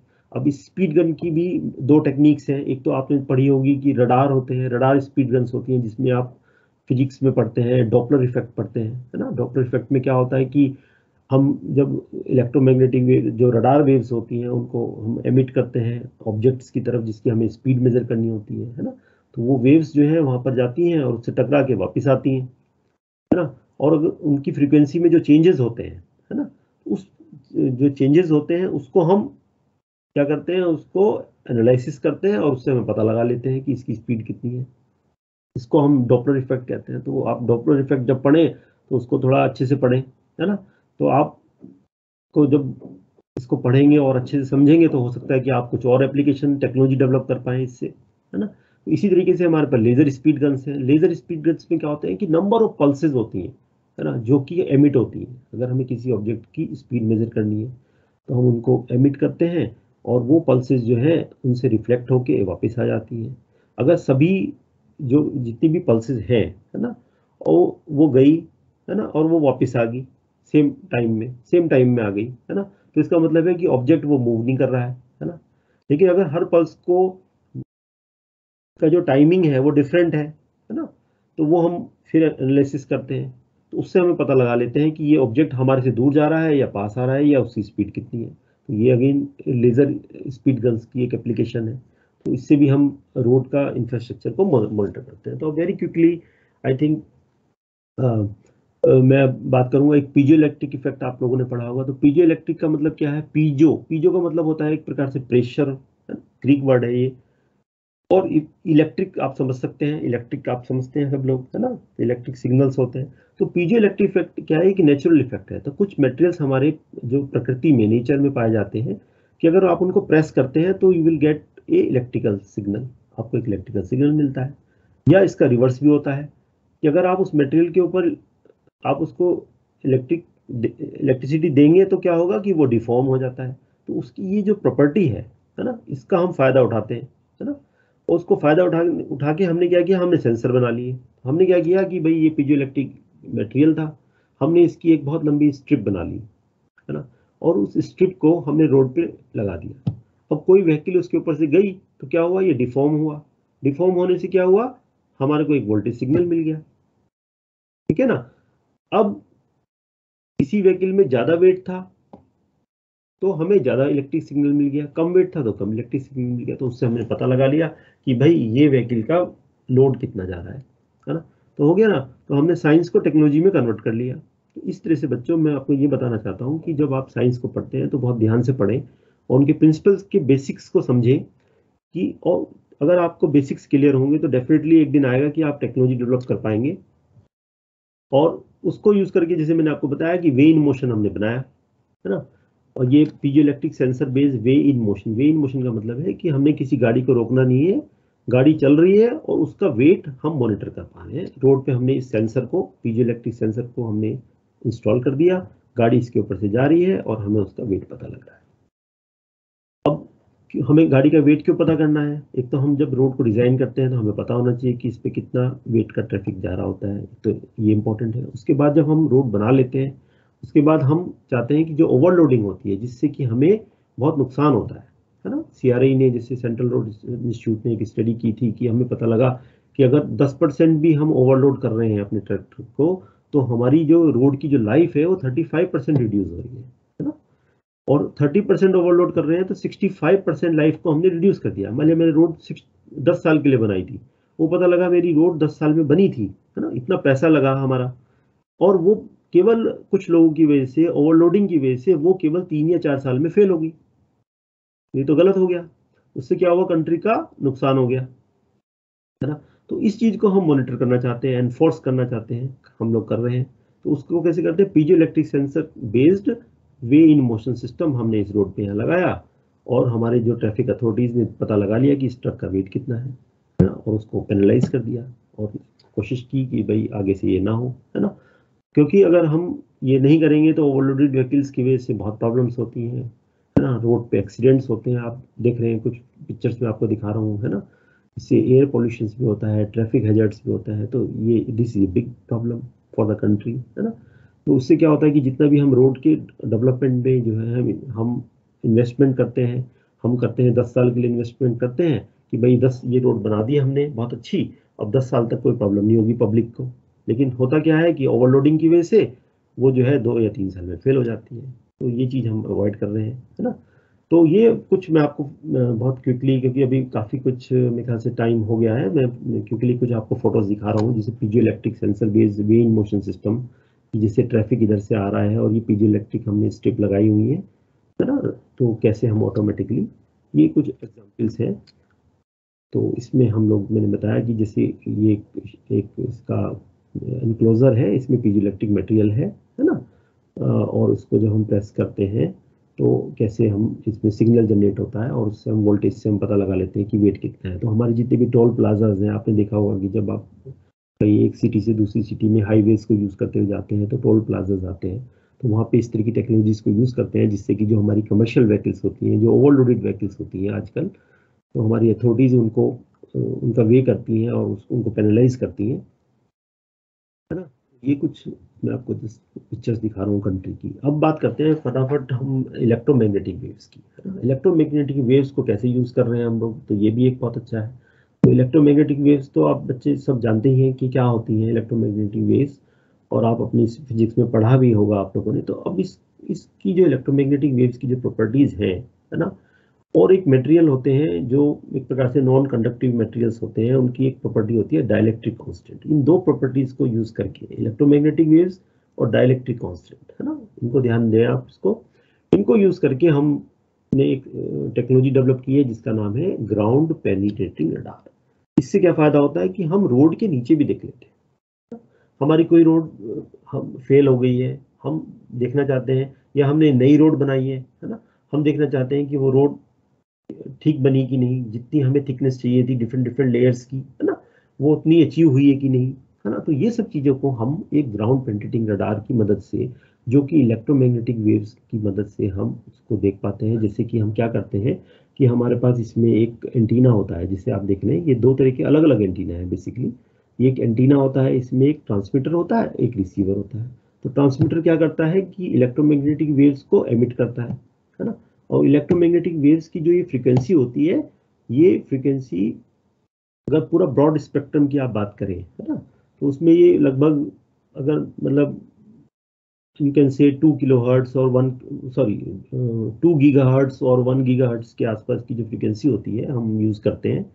और इससे क्या होता है कि जब ये रोड में पेनिट्रेट करती है ना, और जब भी ये पेनिट्रेशन के बाद जहां पर भी इन वेव्स को डाइलेक्ट्रिक कांस्टेंट में, मटेरियल के डाइलेक्ट्रिक कांस्टेंट में एक सिग्निफिकेंट चेंज दिखाई देता है, there is a significant change. Like ये देखें आप इस इमेज को, है ना। इसमें क्या है, ये मटेरियल ऊपर क्या है, एयर है, ये एंटीना यहाँ पर है ना, ये एयर है, ये दूसरा मटेरियल है और ये तीसरा मटेरियल है। अब इलेक्ट्रोमैग्नेटिक वेव्स ने पेनिट्रेट किया, है ना, तो एयर से इस मटेरियल में की एज पे आए, है ना, तो यहाँ पर क्या हो गया, डाइलेक्ट्रिक कांस्टेंट चेंज हो गया, है ना। तो यहाँ पर एक हमें इको मिल गई, रिफ्लेक्शन मिल गया इलेक्ट्रोमैग्नेटिक वेव्स का। अब ये फिर आगे बढ़ी, अब यहाँ पर कोई इको नहीं मिला क्योंकि ये मटेरियल सेम है ना। अब जैसी इस एज पे आई इलेक्ट्रोमैग्नेटिक वेव्स, है ना, तो डाइलेक्ट्रिक कांस्टेंट फिर चेंज हो गया क्योंकि मटेरियल चेंज हो गया। क्योंकि रोड की जो हम कंस्ट्रक्शन करते हैं वो सबग्रेड तक सेम मटेरियल नहीं होता है ना, लगभग आप मान के चलिए कि 3 लेयर होती है ना, तो उनका मटेरियल डिफरेंट डिफरेंट होता है, डाइलेक्ट्रिक कांस्टेंट डिफरेंट डिफरेंट होता है। तो अब हम जैसे यहाँ पर आए तो हमें फिर एक और इको मिल गई, और फिर हम जब यहाँ आए तो फिर एक और इको मिल गई। अब हमें ये इको का टाइम मालूम है ना, वेलोसिटी हमें पता है, हम क्या कर लेते हैं, डिस्टेंस मेजर कर लेते हैं, तो हमें पता लग जाता है कि ये थिकनेसेस लेयर की कितनी कितनी है ना। तो इस टेक्नोलॉजी का से क्या हुआ कि ये हमारे लिए क्या हो गया, एक जैसे हमारे डॉक्टर्स यूज करते हैं हमारे लिए बॉडी के लिए अल्ट्रासाउंड, तो ये एक अल्ट्रासाउंड की तरह हमारे लिए काम करती है ना। तो ground penetrating radar is nothing but it is a ultrasound, है ना, for us to investigate the roads, है ना, कि अंदर क्या चल रहा है उसके, है ना, कहाँ पर क्या प्रॉब्लम है, या उनकी लेयर की थिकनेसेस कितनी कितनी है, तो ये हम पता कर लेते हैं। ये कुछ मैं आपको एग्जांपल दिखा रहा हूँ ग्राउंड पेनिट्रेटिंग रडार के, जो हम लोगों ने, जैसे इंडिया गेट आप देख रहे हैं, है ना, वहाँ पर ये ग्राउंड पेनिट्रेटिंग रडार है। तो इससे हम लोगों ने इन्वेस्टिगेट किया था कि हम इस रोड की क्वालिटी और इम्प्रूव करने के लिए गवर्नमेंट ऑफ इंडिया काम कर रही थी, तो हमने इसको इन्वेस्टिगेट किया था। तो जैसे इसकी जो इस तरह से, जैसे हमने अल्ट्रासाउंड में आता है ना, पिक्चर आती है, तो इस तरह से एक रोड के अंदर की पिक्चर आ जाती है। तो ये आप ये देख रहे हैं कि डिफरेंट डिफरेंट कलर्स जो है डिफरेंट लेयर्स को इंडिकेट कर रहे हैं, और उनकी थिकनेसेस भी हमें पता लग रही है। तो हो गया ना, तो टेक्नोलॉजी कितनी अच्छी होगी। तो इलेक्ट्रोमैग्नेटिक वेव्स की जानकारी और डाइलेक्ट्रिक कांस्टेंट की जानकारी से हमने एक जीपीआर डेवलप कर लिया, ग्राउंड पेनिट्रेटिंग रडार डेवलप कर लिया। तो ये काम आप भी कर सकते हैं। तो इसलिए आप साइंस को थोड़ा सीरियसली पढ़ें। इसके एक और एडवांटेज होता है कि जैसे हम जो स्नो बाउंड एरिया होते हैं, आपने देखा होगा कि हमारे कुछ हिल्स हैं जहाँ पर चारों तरफ बर्फ के पहाड़ ही पहाड़ हैं, है ना, और स्नो अवलांसेस हो जाते हैं, है ना, बर्फ के तूफान आ जाते हैं और हमारे कुछ सैनिक भी दब जाते हैं, वर्कर्स भी दब जाते हैं। अब उनको ढूंढने कैसे कि भाई वो कहाँ दब गए हैं, उनको बचाया कैसे जाए, उनका रेस्क्यू कैसे करें। तो ग्राउंड पेनिट्रेटिंग रडार उसके लिए भी बहुत अच्छे से यूज हो रहा है। तो हम लोग क्या करते हैं कि जैसे मैंने बताया था, ड्रोन या यूएवी में जीपीआर का एंटीना लगाया और पूरे एरिया का स्कैन कर लिया, है ना, उससे हमें पता लग जाता है कि वो लोग कहाँ पर दबे हुए हैं, है ना। तो ये बहुत ही इम्पोर्टेंट एडवांटेज है इस टेक्नोलॉजी का। अब मैं बात करूंगा लास्ट में, जैसे मैंने आपको बताया था कि ग्लोबल पॉइजनिंग सिस्टम, बहुत सारी चीजें हैं हमारे पास। ऐसा नहीं है कि ये केवल 4-5 साइंस के प्रिंसिपल्स हैं जो हम लोग यूज कर रहे हैं रोड हेल्थ मॉनिटरिंग के लिए, और भी बहुत सारी चीजें हैं, लेकिन वो सब एक लेक्चर में कवर करना बहुत मुश्किल था। तो मैं जीपीएस तो बहुत ही एक्साइटिंग है, सब लोग आजकल, हम एवरीबडी इज यूजिंग। अगर हम कहीं भी मूवमेंट करते हैं तो हम गूगल अर्थ सब लोग जानते हैं, गूगल मैप सब लोग जानते हैं। तो इसको यूज हम कैसे करते हैं, है ना। जीपीएस जैसे आप जानते हैं कि it is a system of 30+ navigation satellites circling earth. ये अर्थ के चारों तरफ हर समय ऑर्बिट पे घूमते रहती हैं, है ना। और हमें ये भी पता रहता है कि ये किस सैटेलाइट की पोजीशन किस समय कहाँ पर है, और ये सैटेलाइट हर समय अर्थ पे सिग्नल भेजती रहती है ना। अब हमें क्या करना है कि हमें किसी भी ऑब्जेक्ट की जियोग्राफिकल लोकेशन पता करनी है, ठीक है। अर्थ है ये गोल आप देख रहे हैं, इस पे कोई भी पॉइंट है, या सपोज हमारा अपना घर है ना, हम जानना चाहते हैं कि इसकी जियोग्राफिकल लोकेशन क्या है। तो वो एक यूनिक लोकेशन है, और उस लोकेशन को हम कैसे कोऑर्डिनेट्स करते हैं, हम बोलते हैं लॉन्गिट्यूड, लैटिट्यूड एंड आल्टीट्यूड, है ना। तो ये लॉन्गिट्यूड, लैटिट्यूड और आल्टीट्यूड जो होता है, ये हमारी पोजीशन को यूनिक बनाता है, ठीक है। कोई भी जियोग्राफिकल ऑब्जेक्ट है, जैसे हमारा कोई भी आप लें, कहीं पर भी आप, जैसे मैंने बताया कि कोई भी जियोग्राफिकल फीचर लें तो उसकी एक जियोग्राफिकल लोकेशन फिक्स होती है, और उसको आप जीपीएस सिस्टम की मदद से पता कर सकते हैं। तो आप क्या करते हैं कि अगर आपको यहाँ पर आपने इस लोकेशन की पोजीशन पता करनी है, लैटिट्यूड, लॉन्गिट्यूड, आल्टीट्यूड पता करने हैं, तो आपके पास एक जीपीएस क्या होना चाहिए, एंटीना होना चाहिए, रिसीवर होना चाहिए, है ना। तो वो रिसीवर क्या करेगा, वो सैटेलाइट से सिग्नल लेगा, और अगर आपको किसी भी 3 या 4 सैटेलाइट से सिग्नल मिल गया, है ना, अगर आपको खाली लॉन्गिट्यूड लैटिट्यूड चाहिए तो केवल 3 सैटेलाइट से भी काम चल जाता है, लेकिन अगर आपको आल्टीट्यूड भी चाहिए, उसका हाइट भी चाहिए, तो आपको 4 सैटेलाइट चाहिए होती है। तो ये आप अपनी पढ़ेंगे साइंस में। तो हमें लैटिट्यूड मिल जाता है, तो लैटिट्यूड एंड लॉन्गिट्यूड, जैसे मैंने बताया कि ये किसी लोकेशन को इंडिकेट करते हैं, है ना। तो जैसे दिल्ली का जो, अगर हम लैटिट्यूड की बात करें तो वो 29 डिग्री नॉर्थ है, तो ये फिक्स है ना। और ऐसी हम लॉन्गिट्यूड की बात करें तो 77 डिग्री ईस्ट है ना।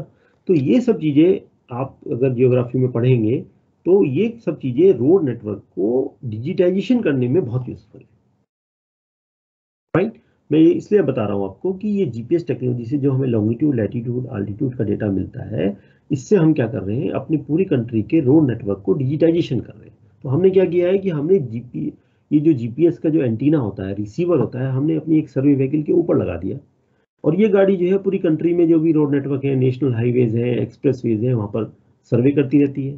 तो ये खाली उनका क्वालिटी का डेटा तो कलेक्ट करती रहती है, साथ में उसको डिजिटाइजेशन भी करती रहती है।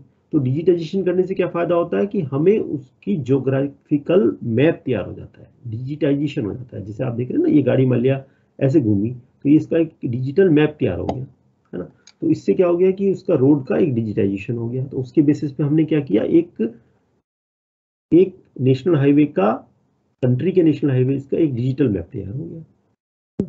अब आप इस मैप को क्लिक करेंगे कहीं पर भी तो आपको उससे उस रोड पे आप चले जाएंगे और उस रोड पे आप कहेंगे भाई मुझे आप बताइए किलोमीटर 10 से लेके 11 तक किलोमीटर का डेटा दिखाइए, तो वो आपको यहीं बैठे बैठे आपकी लैपटॉप पे आपको पता लग जाएगा कि इसकी कंडीशन कैसी है ना। तो ये जो सिस्टम होते हैं, ये जो हमारी अथॉरिटीज़ होती हैं, बिग अथॉरिटीज़ होती हैं जो हेडक्वार्टर्स में रहती हैं, जो पूरी कंट्री के लिए प्लान करती हैं, है ना, कि हमें कितना फंड हमें मेंटेनेंस के लिए चाहिए, है ना। हर साल हमारा बजट होता है, आपको पता है ना। तो अगर हमारे पास पूरी कंट्री का ये सब टेक्नोलॉजीज को यूज़ करके हमें पता लग जाए कि हमारी कहाँ पर रोड्स वीक हैं और कहाँ पर रोड्स अच्छी हैं, तो हम अपना बजट फाइनलाइज कर सकते हैं। नहीं तो कैसे करेंगे? हमें कैसे पता लगेगा कि हमें इस रोड की हेल्थ को ठीक करने के लिए इस साल कितना बजट चाहिए, है ना। तो ये एक टेंटेटिव जो है प्लानर्स के लिए बहुत यूजफुल टूल है और पूरी कंट्री इस समय पूरी कंट्री की रोड नेटवर्क को डिजिटाइजेशन करना और एक इंटेलिजेंट टूल, साइंटिफिक टूल्स करने में जुटी हुई है। और यही कारण है, जैसे मैंने आपको बताया था, कि अगर हमारे रोड का नेटवर्क बहुत अच्छा होगा, रोड्स अच्छी होंगी, कनेक्टिविटी होंगी, तो डेफिनेटली हम लोग बहुत उन्नति करेंगे और हमारे को कंट्री में एक वेल्थ डेवलप होगी।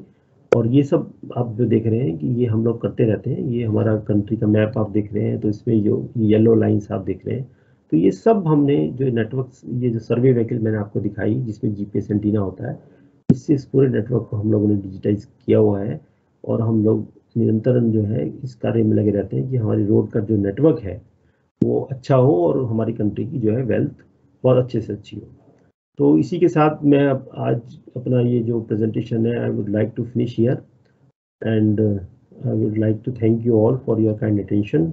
और मुझे पूरी उम्मीद है कि बच्चे जो हैं अब उनका थोड़ा सा जो पढ़ेंगे, वो साइंस को, इन चीज़ों को पढ़ेंगे, जो जो मैंने टॉपिक्स थोड़े से कवर करने की कोशिश की है, तो उनकी सोच थोड़ी बदलेगी और उनका जो पढ़ने का जो एक हॉरिजन है वो थोड़ा सा चेंज होगा। वो सोचेंगे, कुछ थोड़ा डीपली सोचने की कोशिश करेंगे कि ये टेक्निक को हम कैसे यूज़ कर सकते हैं और कहाँ यूज़ कर सकते हैं।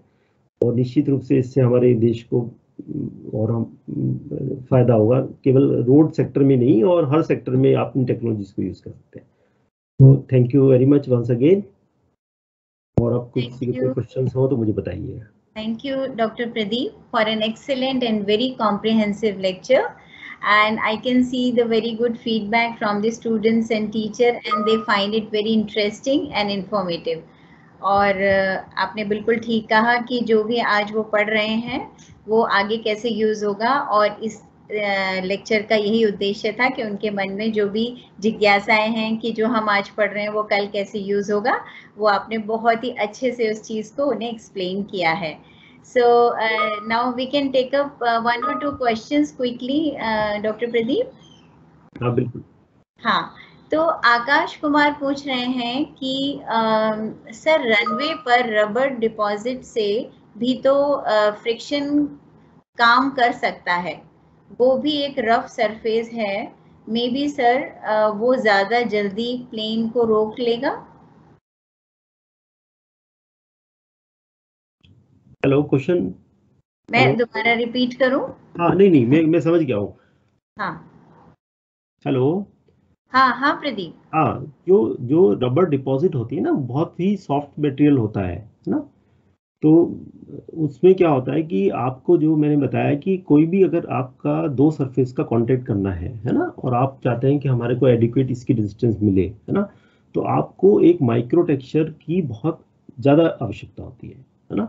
तो माइक्रो टेक्सचर, जो जिस लेवल का माइक्रो टेक्सचर हमें इसकी डिस्टेंस के लिए चाहिए होता है, वो नहीं मिलेगा उससे, है ना। और उससे हमेशा चांसेस रहेंगे कि हमारा जो है प्लेन जो है स्किड हो जाएगा, है ना, क्योंकि वो एक बहुत ही सॉफ्ट सरफेस है, ठीक है ना। और जो आपका प्लेन लैंड कर रहा है वो बहुत ही हाई स्पीड पे और बहुत ही उसकी लोडिंग कंडीशंस आर डिफरेंट, है ना। तो वो उसके लिए आपको चाहिए कि आपका जो एग्रीगेट है उसकी ऊपर एडिक्वेट माइक्रो टेक्सचर होना बहुत जरूरी है। इसलिए हम उसको हटाते हैं, जिससे कि हमें वो सरफेस जो है सेफ सरफेस हमें मिल जाए। Okay. And there is one more question. Vinayak Tiwari पूछते हैं that what is GIS? हाँ, तो GIS तो खैर मैं बताता हूँ बच्चों को कि GIS क्या है। जैसे मैंने अभी आपको बताया कि हम GPS का डेटा कलेक्ट करते हैं, है ना। तो हम ये हमारे जैसे अर्थ है, मैंने आपको बताया कि अर्थ पे हम कोई भी जो जियोग्राफिकल फीचर है उसके लॉन्गिट्यूड, लैटिट्यूड और आल्टीट्यूड होते हैं, है ना। तो उस डाटा को अगर आप प्रेजेंट करना चाहते हैं, है ना, इसको हम स्पेशल डाटा बोलते हैं, स्पेशल डाटा बोलते हैं, है ना। तो कोई भी, जैसे मैंने बताया कि हमारा घर है ना, तो वो एक जियोग्राफिकल लोकेशन है उसकी, है ना, जिसको लॉन्गिट्यूड, लैटिट्यूड, आल्टीट्यूड बोलेंगे। तो उसके जो स्पेशल कोऑर्डिनेट्स हैं वो XYZ कोऑर्डिनेट्स हो गए। अब उसकी इंफॉर्मेशन भी है घर की, है ना, उसका अपना एक एड्रेस भी है। तो इन सब चीजों को आप एक प्रेजेंट करना चाहेंगे किसी प्लेटफॉर्म पे, है ना। तो उस प्लेटफॉर्म को के लिए, इन सब चीज़ों को प्रेजेंट करने के लिए मैं आपको बहुत सिंपल वे में बताना चाह रहा हूँ। तो उसके लिए जो हमारे पास जो एप्लीकेशन है ना, जो सॉफ्टवेयर्स हैं, जो हमें इन फीचर्स को हैंडल करने की, एनालाइज करने की जो हमें पूरी फ्रीडम देता है, उसको हम GIS बोलते हैं, है ना, जिसको बोलते हैं जियोग्राफिकल इंफॉर्मेशन सिस्टम। तो इसमें आप अपने जियोग्राफिकल जो फीचर्स हैं उनको सबको इंपोर्ट कर सकते हैं स्पेशल कोऑर्डिनेट्स के साथ, उनकी इंफॉर्मेशन के साथ एनालिसिस कर सकते हैं, उनको प्रेजेंट कर सकते हैं, है ना। तो ये है GIS। Okay, thank you doctor Pradeep. मैंने अभी कैमरा की जो प्रॉपर्टीज थी वो मतलब लाइक चेंज कर दी है। तो now I request all the students and teachers to please turn on your camera so that we can have 1 or 2 group photographs before I share the link for the quiz.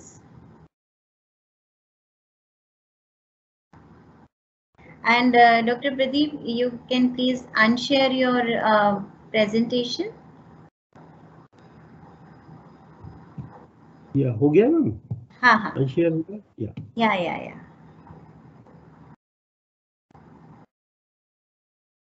thank you. So few more students can turn on their cameras so that we can have a nice photograph.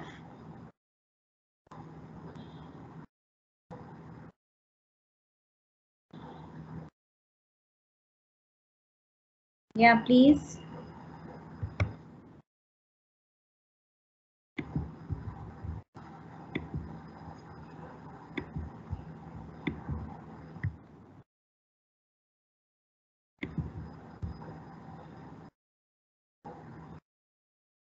Thank you very much. So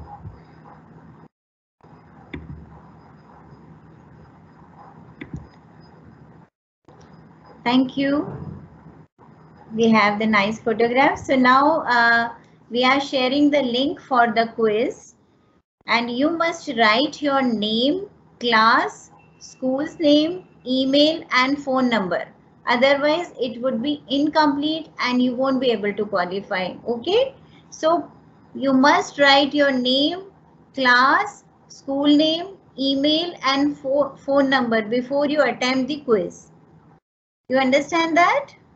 And there will be total 15 questions, and those who attempt the maximum correct questions in the minimum time, they will be the winners, and top 5 will get the e-certificate. So now I'm sharing the link,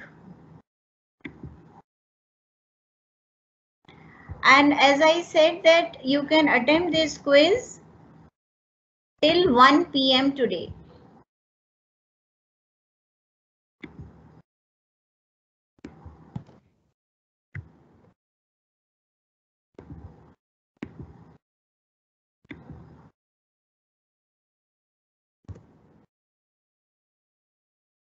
I have shared the link and you can write your feedback here.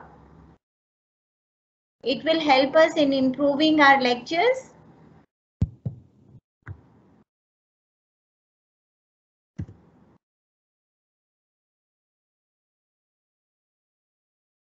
Okay, so you can copy this link and you can start the quiz, and you can attempt till 1 PM. This link is available till 1 PM today. Right? And जैसा कि मैंने कहा, आपको अपना नाम, class, school, email और phone number जरूर लिखना है, अदरवाइज आप डिस्क्वालीफाई हो जाओगे। इसलिए आपको वो जरूर लिखना है और उसके बाद आपको वो 15 क्वेश्चंस अटेम्प्ट करने हैं। ठीक है?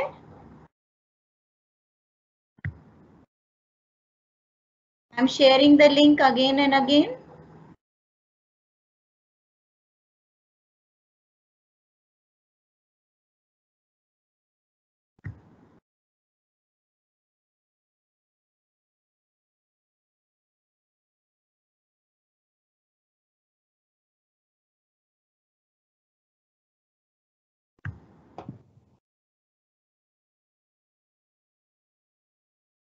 So student, there is no time limit, because as I said that those who complete the quiz in a minimum time with the maximum correct question, they will be the winner.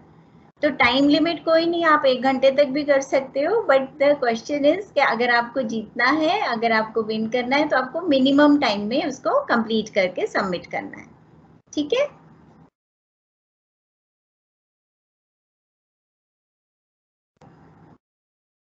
या जैसा कि मैंने कहा, आपको information जो fill करना है आपके उस फॉर्म में लिखा हुआ आएगा, आपको बस फिल करना है जरूर. वो कंपलसरी फील्ड्स होता है. Name, class, school name, email ID and phone number, वो आपको जरूर लिखना है. उसके बाद आप अपने 15 क्वेश्चंस को अटेम्प्ट करें और सबमिट करें.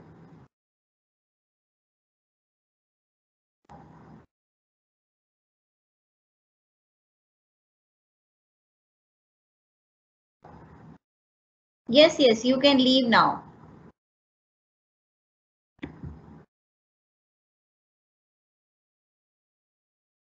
You can attempt the quiz, submit, and before that also you can leave.